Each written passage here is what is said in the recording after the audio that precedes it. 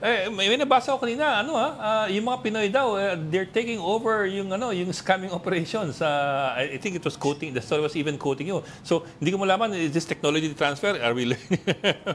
It should be good, but not good. Not that good. Never that good. Oo nga eh. So, but tell us about it. I mean, we're learning the mechanisms and the processes, or is there something more to this? Not necessarily POGOs, no? But nagkaroon ng technical transfer, for lack of a better term, doon sa scamming activities na tinatawag. Nitong mga nakaraang mga buwan, may mga nahuhuli po yung PNP, ACG, and NBI na mga scamming operations that are being run by Filipinos. Mm-hmm. So, the financiers are Filipinos, and the ones doing the scamming are Filipinos. Basically, ito yung mga tinatawag natin mga online shopping scams, no? Yan po ay mga nakikita namin typically sa mga POGOs. Sa mga POGOs kasi there are so many scams, no? Aside from the actual love scam, cryptocurrency scams, may tinatawag silang mga online shopping scam. Ito yung, akala mo ang binabayaran mo ay ganitong gadget, pero pagdating sa'yo, bato or whatsoever, no? So, marami mga Pilipinong natututo sa ganyan. And I have to be honest, nung July, nabiktima pa ako niyan. No? So, akala ko binabayaran ko isang mamahaling men's perfume.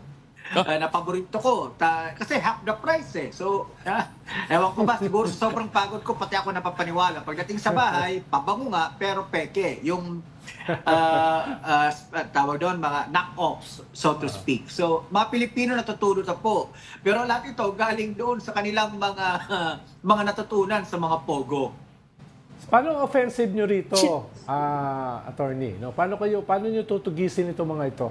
No, kung pwede nyo, whenever the reports come in, ino-operate po naman natin yan. Kaya lang, ang problema ko talaga natin dito, gentlemen and lady, is napakarami na ho nila. They have spun off into so many operations all over the country na ito. So kami, nakadepende lang kami sa human intelligence. Kapag may pumapasok na report, we validate the report. At kapag na-validate namin totoo, we apply for a search warrant or as the case may be, mission order. Then tatrabahuin ho namin. But then again, I'll have to be very honest, napakarami ho talaga nila. Pero apart from the cyber scams, meron pa bang offshore gaming na namomonitor kayo? Kasi kailangan winding down na yan eh. Mga 2 buwan na lang ang natitira, they all have to pack up na, no?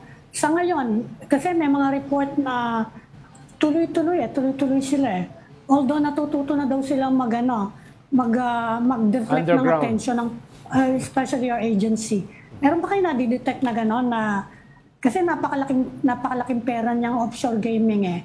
At marami pa rin namang mga kliyente. Ano yung monitoring niyo as of this time?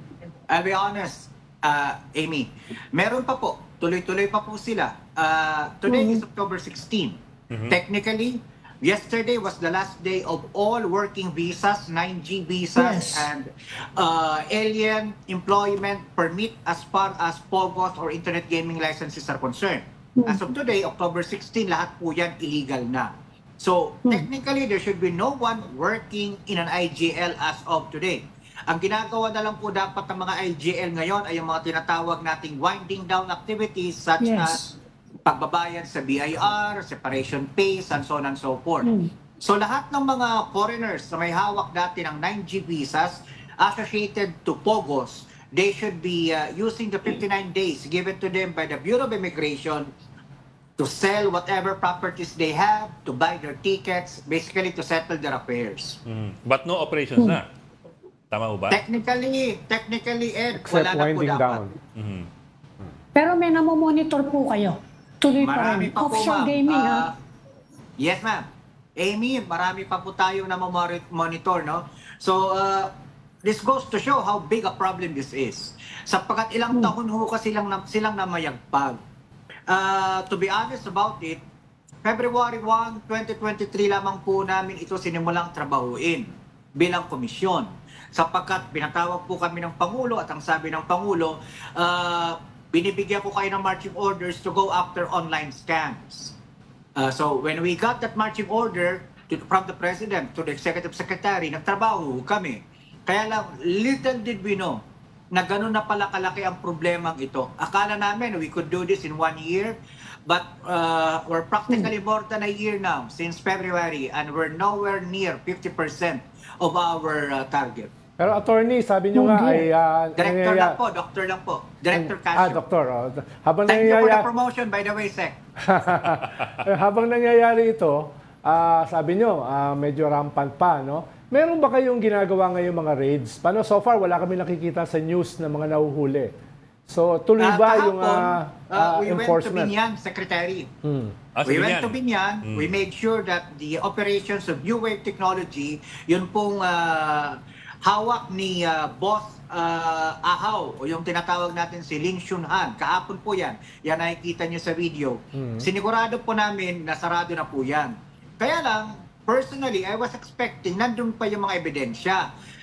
Kaya malungkot kami at napagalitan ko po yung Property Management Office nung Mega World kahapon sapagkat lahat ng ebidensya, ayan ho, lahat ng mga computers, wala na pong hard drives yan. So ano pang gagamitin naming ebidensya laban dito kay Ling Shunhan at saka mga managers niya. So dapat may managot ho rito sapagkat hinayaan nilang ma-tamper yung scene of the crime na tinatawag. Now, with regards to other operations, meron pa ho tayong mga case build-up na ginagawa ngayon.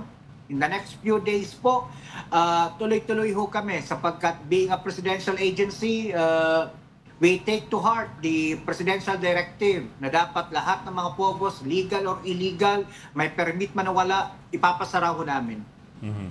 Pero sir, winding down pogos by the end of the year is one thing. Pero are you monitoring any pogos that are shifting to underground operations from above ground just to beat the deadline and then to move and to go on moving past the year end? In other words, lumipat lumipat ang estado from legal mag-illegal na lang. Meron ba kayong namomonitor na ganun? Yes, Ed. Kaya nga, meron po kaming tinayong task force Pogo Closure sa pangunguna po ni SOG Boying Remulla at saka ni Undersecretary Gilbert Cruz, yung Executive Director po namin sa PAOK. The question is, meron ba kaming namomonitor na mga legal or whatsoever na nag-shift into illegal, nag-underground? Sobrang dami ho. No? Sobrang dami, I'll be honest. No? Kaya nga nakikita ninyo, lately may na-raid sa Buwal-Buwal, yung PNP doon sa Cebu. Lately may na-raid ang NBI na 17 inchik lamang ang nagpapatakbo. That's the sad reality of this problem. No, they disintegrated into several micro units, and now they have multiplied. Na-atomize. So they broke up into smaller units para mas mahirap ma-monitor. Na-atomize sila. I agree po. Ganun po ang ginawa nila. At nag-take over na ang karamihan mga Pilipino. Yan ba sinasabi nyo? Kasi yung mga Chinese, they are very closely monitored. Not necessarily, Amy. Yung mga Filipinos na may mga financial capability, they started their own scamming activities. Pero a good number of these errand or scam farms na tinatawag natin are still being run by mainland Chinese, Taiwanese, and Malaysian Chinese. Okay. So that's From the interesting. hindi sila naka-base dito, you're saying. Hindi sila naka-base here, dito. Amy. They're all over the Philippines. Yung financier. Meron ho tayong ilang financiers na nakita na nandito sa Pilipinas. Siguro nangangahas na nandito pa because they probably think they can get away with it. Pero nahuli ho natin sa Binyan nung nakaraang Thursday yung isa, one of the biggest financiers out there. At meron pa po kami sinisilip na 4 na nandito pa sa Pilipinas na hindi ho natin papayagan makalabas ng Pilipinas. Yeah. Okay. Okay, maraming salamat Director Winston Casio, PAOK spokesperson. Sir, good luck sa inyong mga panguhuli at pagbo-monitor. Thank you very much po. Have a good day.